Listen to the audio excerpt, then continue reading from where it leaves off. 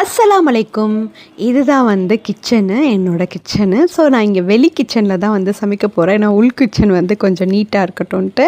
Kitchen நீட்டாக இருந்தாலே எனக்கு சமைக்கணுன்னு மூடு வந்துடும். எனக்கு எப்பவுமே நீட்டான கிச்சனில் சமைக்கிறது வந்து ரொம்ப பிடிக்கும். ஸோ இன்றைக்கி என்ன சமைக்க போகிறேன்னு பார்த்தீங்கன்னாக்கா, சாம்பார் தான் வைக்க போகிறேன்.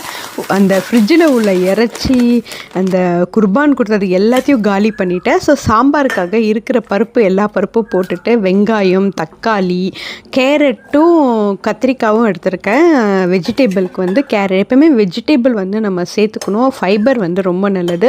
பூண்டு, மிளகாத்தூள், மஞ்சத்தூள், தனியாத்தூள், இது வந்து பார்த்திங்கன்னா சோம்புத்தூள், அப்புறம் இது வந்து பெருங்காயத்தூள் கண்டிப்பாக மஸ்ட்டு, சீரகத்தூள், அது எல்லாத்தையும் வந்து போட்டுட்டு மிக்ஸ் பண்ணி ஒன் பாட் சாம்பார் மாதிரி பண்ணலான்னு இருக்கேன். எனக்கு வேலை வந்து இன்றைக்கி சிம்பிளாக இருக்கணும்னு சொல்லி வெங்காயம், கடுகு, உளுந்த பருப்பு, காஞ்ச மிளகா, பெருங்காயத்தூள் போட்டு தாளிச்சாச்சு.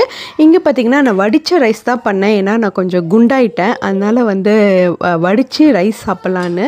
அதுக்கப்புறமா பார்த்திங்கன்னா இதோ சாம்பார் வச்சுட்டேன். கொத்தமல்லி வந்து கடைசியாக வந்து போட்டுக்கணும். உருளைக்கிழங்கு தான் லேசாக சொதப்பிருச்சு, ரொம்ப கொலன்னு வந்துருச்சு. பட் டேஸ்ட் வைஸ் நல்லா தான் இருந்தது. முட்டை வந்து ஆம்லெட் மாதிரி வந்து பொரிச்சுக்கிட்டேன்.